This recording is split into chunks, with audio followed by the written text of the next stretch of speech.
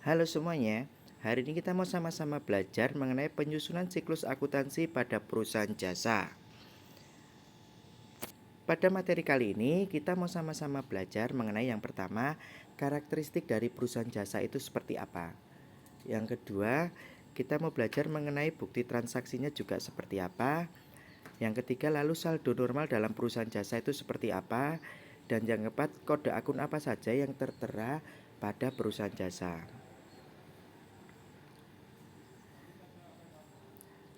Karakteristik perusahaan jasa. Materi yang pertama yang akan kita pelajari yaitu pengertian dari perusahaan jasa itu sendiri seperti apa.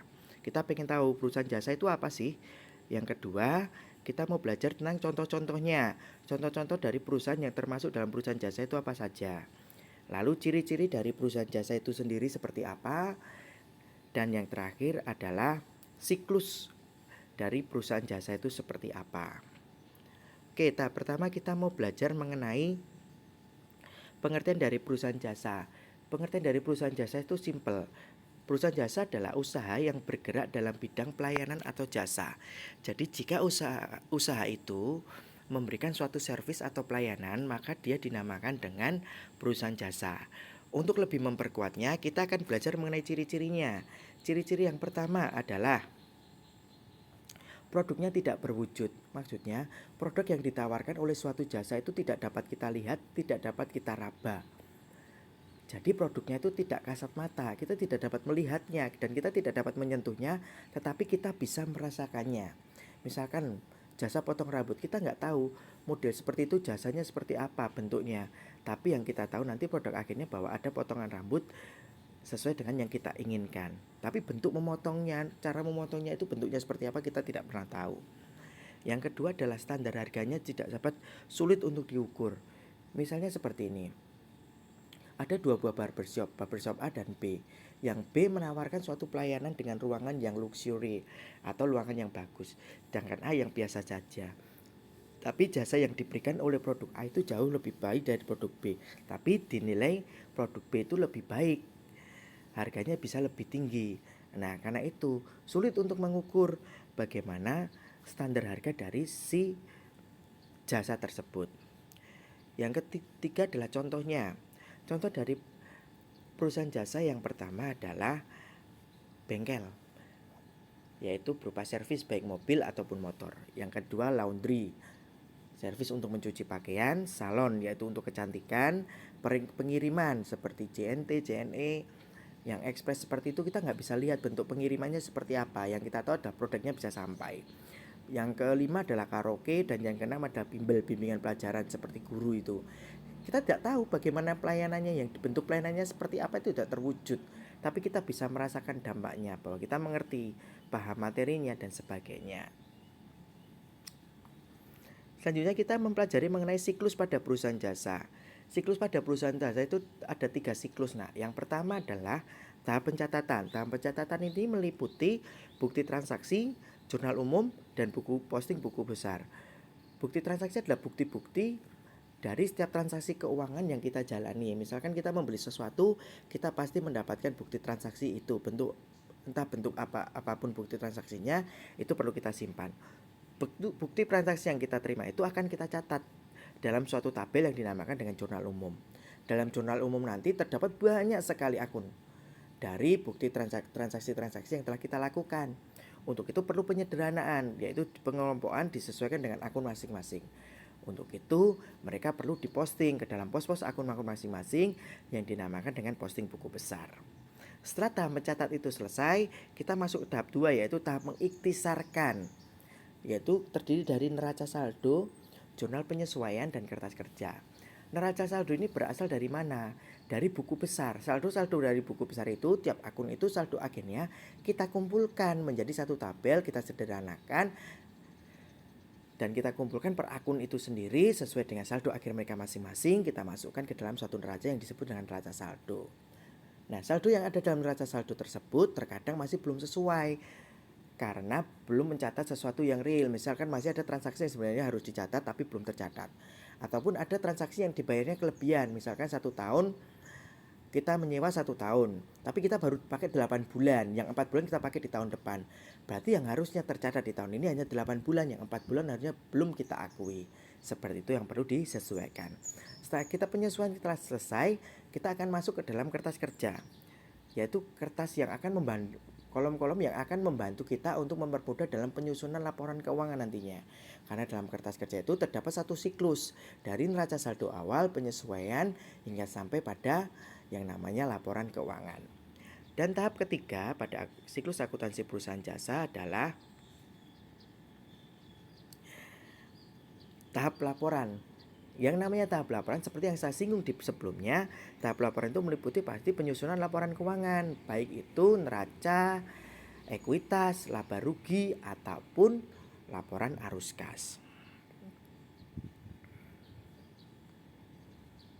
Nah, selanjutnya yang kita pelajari adalah bukti transaksi. Bukti transaksi yang sering kita kenal ada 8 jenis. Yang pertama faktur, kedua nota kontan, ketiga nota kredit, yang keempat nota debit, dan yang kelima ada cek dan billet giro. Terus yang keenam ada kwitansi. Yang ketujuh ada bukti kas. Nanti di bukti kas itu ada 2, baik bukti kas masuk maupun bukti kas keluar. Dan yang kedelapan ada memo. Bukti-bukti transaksi ini dibagi menjadi 2 kelompok, yaitu bukti transaksi internal dan bukti transaksi eksternal. Internal berarti hanya digunakan untuk perusahaan, dan eksternal bisa digunakan untuk keluar perusahaan. Bukti transaksi eksternal terdiri dari poin yang ke-1 hingga poin yang ke-6, yaitu dari faktur hingga kwitansi. Jadi bukti itu bisa dibuat oleh perusahaan untuk diberikan pada customernya. Sedangkan bukti transaksi kas dan memo itu hanya dipakai untuk internal saja, untuk keperluan intern suatu perusahaan. Kita rinci satu persatu ya. Yang pertama adalah faktur. Ciri khas dari faktur itu yang perlu kalian pahami, ciri khasnya cuma satu. Faktur adalah melambangkan bukti untuk transaksi jual beli kredit.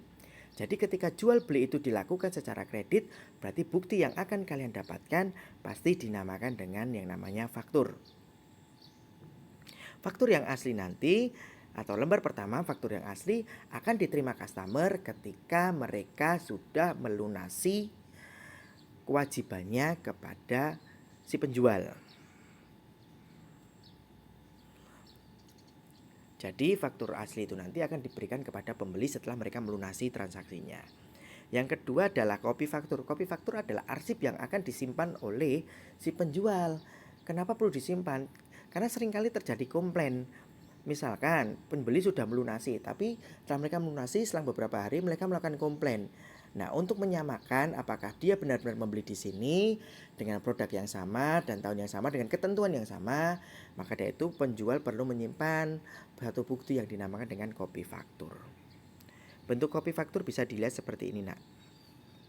Ini ada contoh bukti copy faktur. Yang selanjutnya adalah nota kontan. Nah, kalau faktur tadi untuk jual beli secara kredit, nota kontan itu kebalikannya. Setiap ada jual beli secara kontan, pasti itu memakai nota kontan.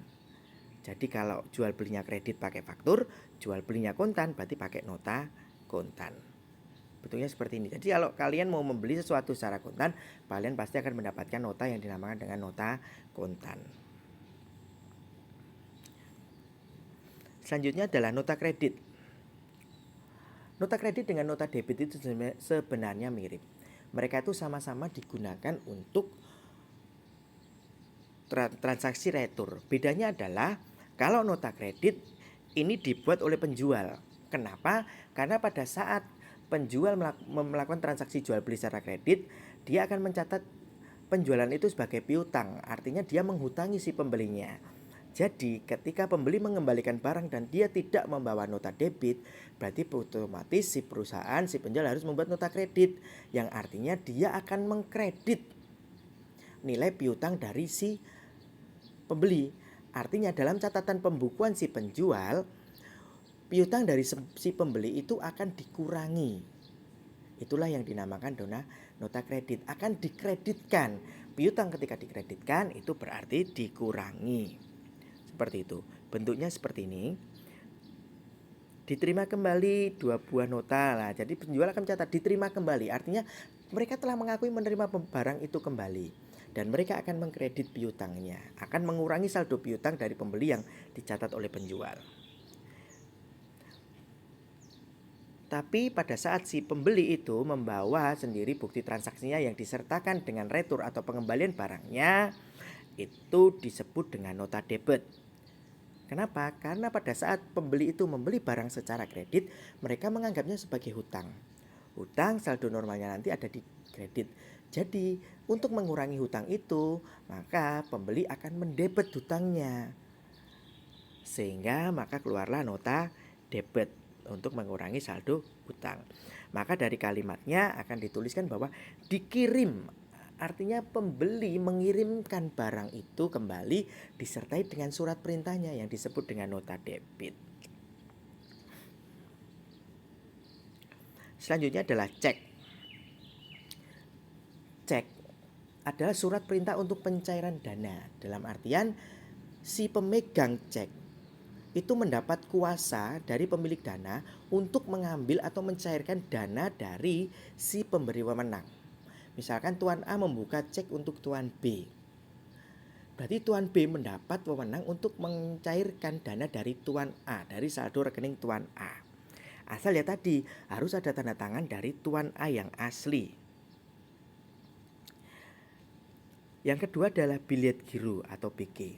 Perbedaannya dengan cek, kalau cek uang bisa dicairkan, dana bisa dipegang. Kalau billet giro hanya bersifat pemindah rekening. Jadi si pemegang billet giro tidak akan menerima uang secara langsung, tetapi uang tersebut akan otomatis masuk ke dalam rekening dari si pemegang BG.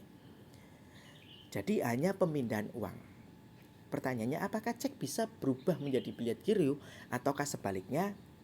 Yang benar adalah cek bisa berubah menjadi billet giro apabila di sebelah nomor cek itu ada tanda cross atau tanda pagar.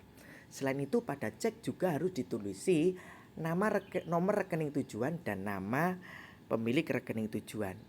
Nah, ketika seperti itu, cek itu sudah tidak lagi berfungsi sebagai cek, tidak bisa diambil dananya, dicairkan dananya secara langsung, tetapi beralih fungsi menjadi pemindahan saldo, seperti halnya billet giro.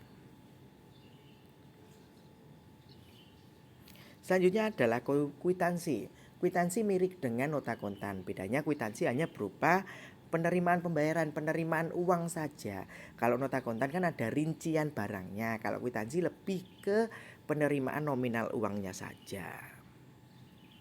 Seperti itu. Lalu selanjutnya ada bukti kas. Yang bukti kas tadi saya bilang ada 2, yaitu ini untuk internal, yaitu ada bukti kas masuk dan bukti kas keluar.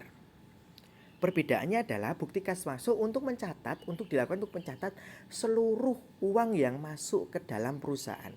Jadi ini untuk di intern perusahaan dilakukan untuk mencatat setiap uang yang masuk ke dalam perusahaan akan dibuatkan bukti kas masuk. Seluruh penerimaannya dari hasil penjualannya itu akan dicatat dalam bukti kas masuk.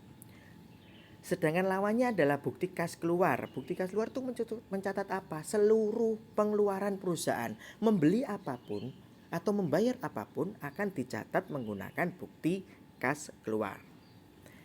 Dan yang terakhir adalah memo atau surat perintah. Ini hanya berupa surat perintah, bukti perintah. Misalkan dari bagian 1 ke bagian kedua atau dari atasan ke bawahan, itu dinamakan dengan memo. Contohnya adalah misalkan kepala manajer menyuruh untuk pihak akunting untuk melakukan penyusutan, itu berupa memo. Lalu misalkan owner meminta uang pribadi, meminta uang perusahaan untuk keperluan pribadi, itu juga bisa dengan memo. Atau misalkan si owner oh ini listrik belum dibayar, tolong dibayar, itu bisa menggunakan surat perintah yang dinamakan dengan memo. Contohnya seperti ini. Nah, yang terakhir yang kita pelajari adalah saldo normal, aturan saldo normal. Saldo normal itu apa toh? Saldo normal adalah aturan posisi normal pada saat akun tersebut terjadi penambahan. Jadi saat nilai akun itu mengalami penambahan, dia posisinya akan berada di mana toh? Nah, posisi saldo itu ada dua, ada di debit dan di kredit. Di debit itu di positif, kredit itu negatif. Nah, dia akan ada di posisi mana saat terjadi penambahan? Kalau untuk aset, aktiva, harta, saat mengalami penambahan, mereka akan berada di debit. Jadi ketika keluarga harta itu mengalami penambahan, dia akan berada di debit. Yang kedua adalah keluarga kewajiban atau utang. Berkebalikan dengan harta, kalau keluarga kewajiban, utang, terus keluarga modal atau ekuitas dan keluarga pendapatan, itu pada saat mereka mengalami penambahan, mereka akan dimasukkan ke dalam kredit. Saldo normal mereka ada di kredit. Sedangkan untuk beban atau biaya, saldo normalnya sama dengan aktiva, yaitu mereka ada di debit. Pertanyaannya, apakah ada di antara keluarga dari misalkan saldo aktiva atau ekuitas atau yang lain, mereka memiliki saldo yang berlawanan, saldo normal berlawanan? Jawabannya adalah ada. Itu dinamakan dengan akun kontra atau kontra akun. Kontra akun adalah yang dinamakan kontra akun adalah akun yang memiliki saldo normal yang berlawanan dengan akun serumpunnya. Misalkan aktiva tadi saldo normalnya debit, tapi salah satu keluarga dari aktiva itu saldo normalnya kredit. Itu yang dinamakan kontra atau berlawanan.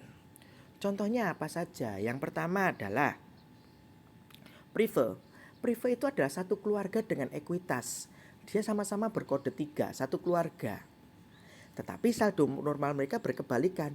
Kalau ekuitas tadi saldo normalnya ada di kredit, Prive berkebalikannya. Dia saldo normalnya ada di debit. Yang kedua, cadangan kerugian piutang. Cadangan kerugian piutang itu serumpun dengan aktiva, yaitu piutang dagang. Tapi karena ini merupakan cadangan kerugian, jangan-jangan apakah akan terjadi kerugian dari suatu piutang sebelum dibiayakan nantinya, makanya mereka memiliki saldo normal yang berbeda, yaitu aktiva yang notabene saldo normalnya debit, dia sedangkan cadangan kerugian piutang saldo normalnya ada di kredit. Dan yang keempat adalah akumulasi penyusutan. Akumulasi penyusutan ini kembali juga serumpun dengan aktiva, tapi dia aktiva tetap, baik itu kendaraan, gedung. Nah, mereka itu saldo normalnya sama dengan aktiva biasa, yaitu ada di debit. Sedangkan akumulasi penyusutan ini karena akun kontra, dia saldo normalnya ada di kredit.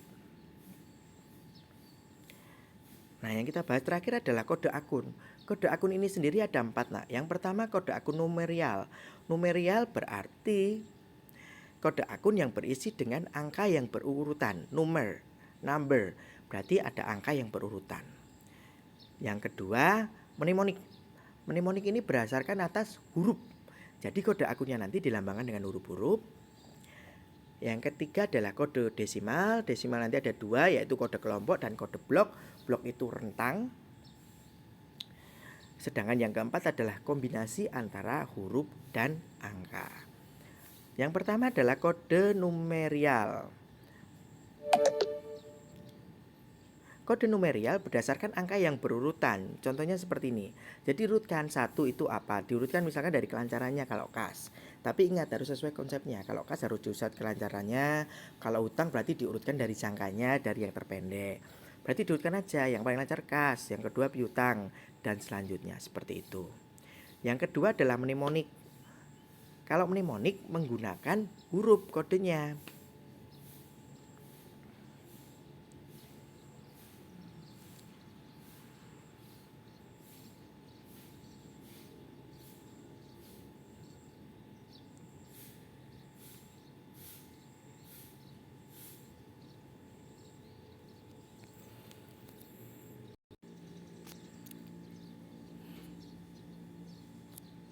Selanjutnya adalah kode kelompok. Kode kelompok ada 2 yang saya bilang tadi, kode desimal yaitu kode kelompok. Dengan mengelompokkan akun, itu nanti akan setiap nomor kode akun tadi ada 3. Yang pertama yaitu disesuaikan dari kelompok akunnya. Dia masuk kelompok akun apa?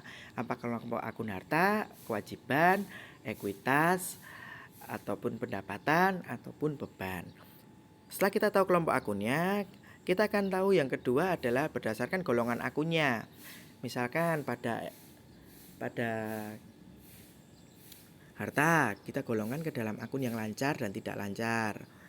Lalu kalau utang berarti yang jangka pendek dengan jangka panjang, seperti itu. Lalu yang ketiga adalah jenis akunnya, dia masuk akun apa namanya, seperti itu.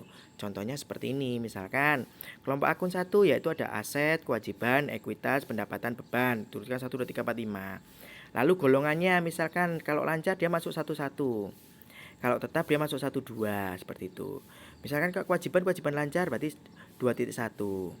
Kalau jangka panjang 2.2, seperti itu. Lalu jenis akunnya dia namanya apa? Kalau kas berarti yang paling lancar berarti 111 dan selanjutnya. Lalu kode desimal atau blok itu memberikan rentang. Jadi kode desimal ini sifatnya yaitu kodenya ada rentangnya. Misalkan 1 sampai 100, 100 sampai 199 misalkan aset. Lalu diperinci lagi 100 sampai 149 itu yang lancar.